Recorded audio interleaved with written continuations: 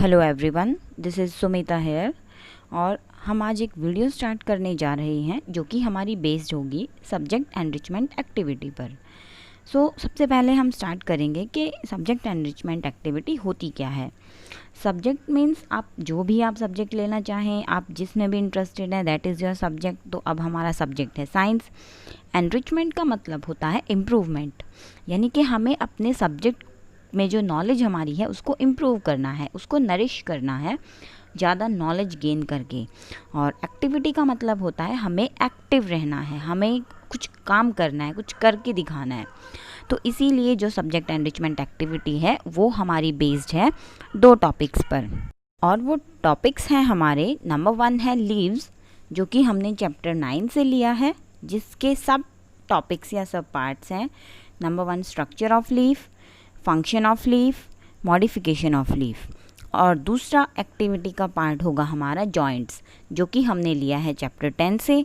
इसके भी 2 सब पार्ट्स हैं, जैसे कि टाइप्स ऑफ जॉइंट्स और explanation of each type. So let's start with leaf. Firstly जो लीफ होती है वो उसको हम फूड फैक्ट्री कहते हैं प्लांट का, क्योंकि वो प्लांट के लिए फूड प्रिपेयर करती है। तो अब हम देखते हैं स्ट्रक्चर ऑफ लीफ 1 बाय 1। यहाँ आपको डायग्राम में एक लीफ दिखा रखी है, जिसमें जो लीफ का टिप है उसको हम लीफ एपेक्स कहते हैं। और उसके बाद है स्टोमेटा। जो हमारी लीफ में होल्स होते हैं उनको हम स्टोमेटा कहते हैं, और इन होल्स का काम है गैसेस को एक्सचेंज करना। यानी कि कार्बन डाइऑक्साइड को जब फोटोसिंथेसिस होती है तो कार्बन डाइऑक्साइड को लेते हैं और ऑक्सीजन को छोड़ते हैं, और रेस्पिरेशन में इसका अपोजिट होता है। अब नेक्स्ट है वेन्स। जो वेन्स होती हैं वो जो ब्रांचेज होती हैं जो आपको यहाँ दिखाई गई हैं, शो की गई हैं, उनको हम वेन्स कहते हैं। और वेन्स जो होती हैं वो फूड और वाटर के ट्रांसपोर्ट में हेल्प करती हैं। उसके बाद जो मिडरिब है, जो लीफ के बीच में एक लाइन होती है उसको हम मिडरिब कहते हैं, और ये लीफ को 2 इक्वल पार्ट्स में डिवाइड करती है। इसी तरह से लास्ट में आपको दिखा रखा है पेटियोल। जो पेटियोल होता है वो स्टैल्क होती है या स्टैक होती है लीफ की, जो कि कनेक्ट करती है लीफ ब्लेड्स को लीफ बेस के साथ। उसके बाद दूसरी तरफ है हमारा लीफ मार्जिन।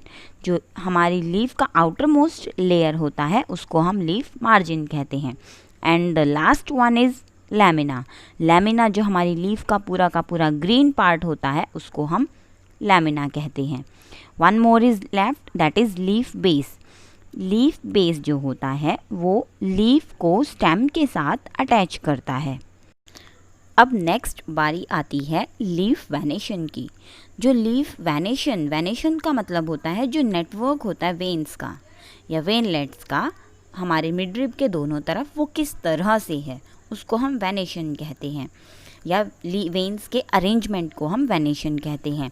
वेनेशन हमारा 2 टाइप्स का होता है। Number 1 is reticulate venation and number 2 is parallel venation. जो रेटिकुलेट वेनेशन होता है वो हमारा डाइकोट सीड्स के लीव्स में होता है, और पैरेलल वेनेशन हमारा मोनोकोट सीड के लीव्स में होता है।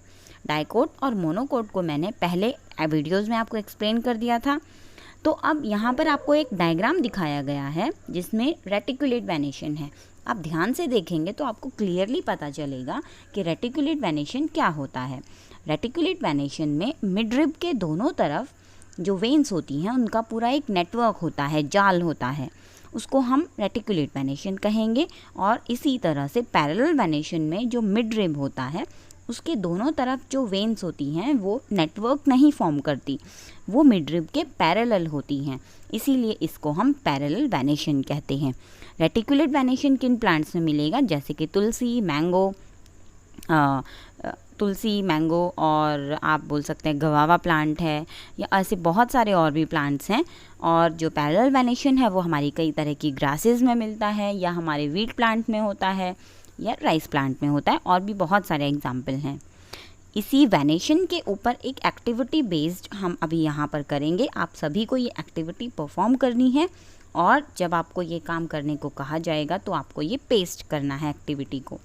इसमें करना क्या है, आप सभी को एक पीपल का लीफ लेना है, पीपल का प्लांट का एक पत्ता लेना है।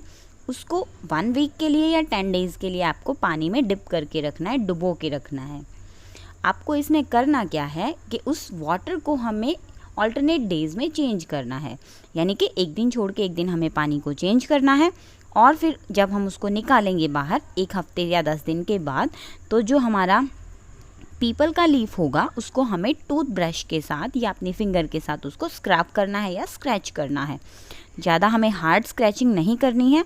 अगर हम उसको धीरे धीरे ब्रश के साथ स्क्रैच आउट करेंगे तो उसका जो लैमिना पार्ट है वो निकल जाएगा और जो हमारा वेन्स होता है वो हमें पूरी तरह से विजिबली दिखाई देगा।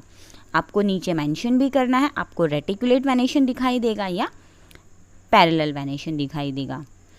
इसी के साथ साथ हम बढ़ते हैं हमारे नेक्स्ट टॉपिक की तरफ, जो कि है फंक्शंस ऑफ अ लीफ। यानी कि लीफ जो होती है वो बहुत सारे काम करती है।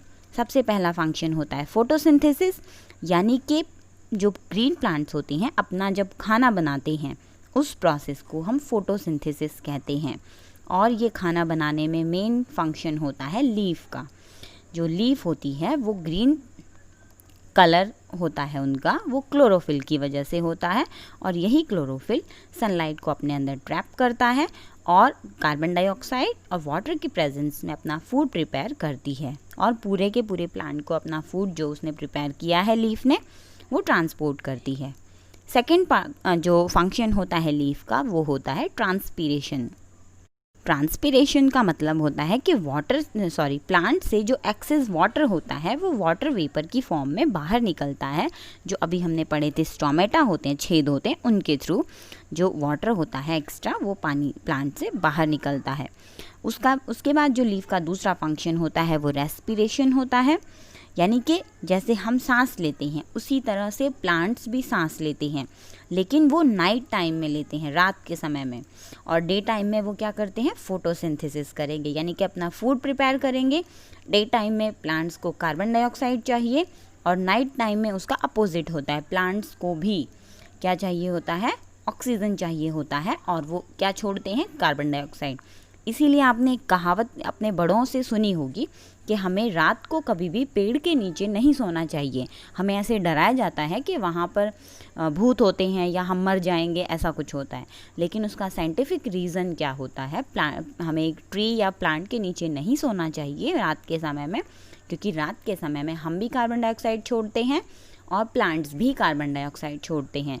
और प्लांट बहुत बड़े साइज़ के होते हैं, इसीलिए वो बहुत ज़्यादा हाई अमाउंट में ऑक्सीजन को ट्रैप कर लेते हैं अपने अंदर और कार्बन डाइऑक्साइड का जो परसेंटेज है वो हमारे आसपास के सराउंडिंग्स में बढ़ जाता है, जिसकी वजह से हमारा सफोकेशन की वजह से दम घुट सकता है और हमारी डेथ भी हो सकती है। इसीलिए हमें कभी भी रात को प्लांट के नीचे या ट्रीज़ के नीचे नहीं सोना चाहिए।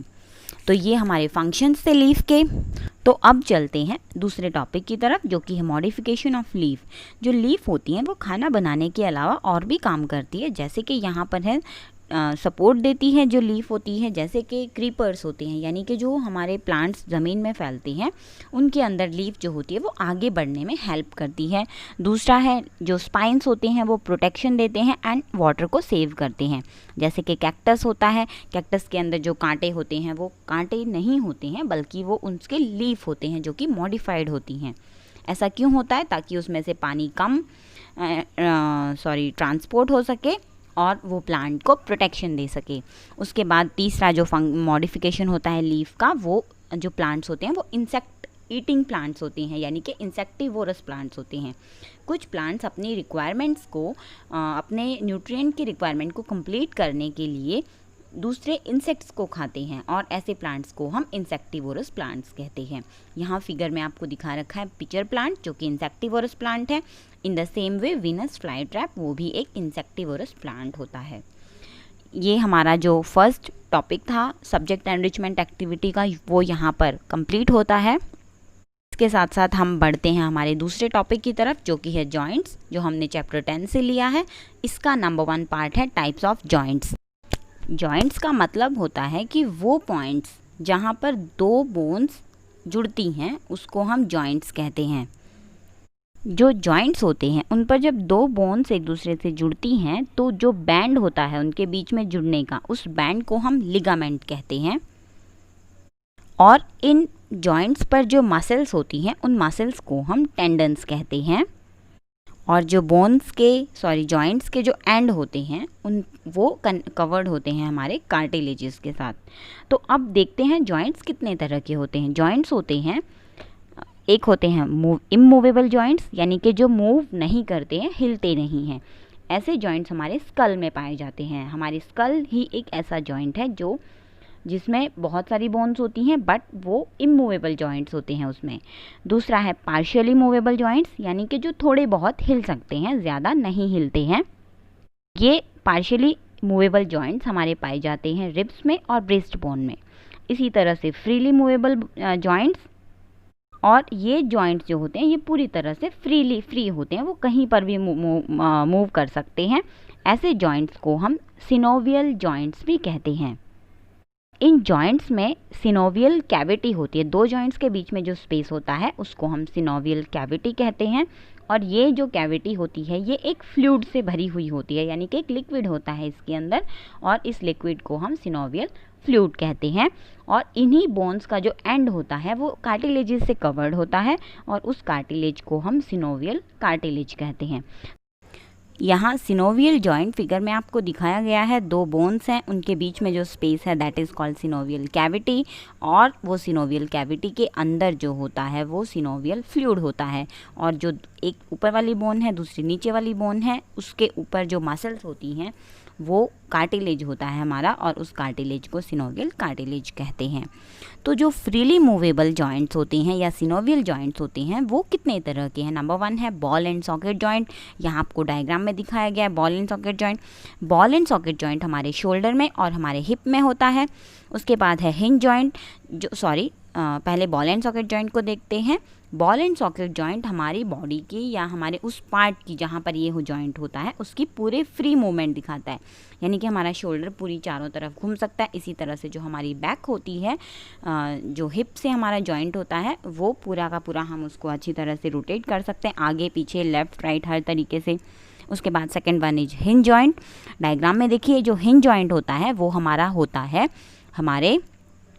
हमारे एल्बो और हमारी नी में, घुटने में और हमारी कोहनी में। ये हमारी बॉडी, हमारे बोन्स को 180 डिग्री का मूवमेंट देता है, यानी कि हमारे जैसे हाथ मूव करते हैं कोहनी से, एल्बो से, और घुटने से जैसे हमारे पैर मूव करते हैं, सिर्फ उस तरह से मूवमेंट देता है। उसके बाद है पिवोट जॉइंट। पिवोट जॉइंट भी आपको फिगर में दिखाया गया है।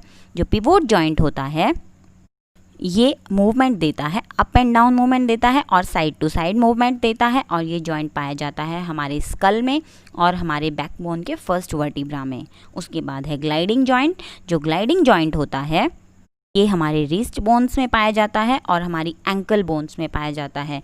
ये भी हमारे रिस्ट एंड एंकल को ऑल राउंड मूवमेंट देता है चारों तरफ। उसके बाद आता है सैडल जॉइंट। जो सैडल जॉइंट होता है ये हमारा पाया जाता है थंब जॉइंट में और joint between the first metacarpal and carpals के बीच में।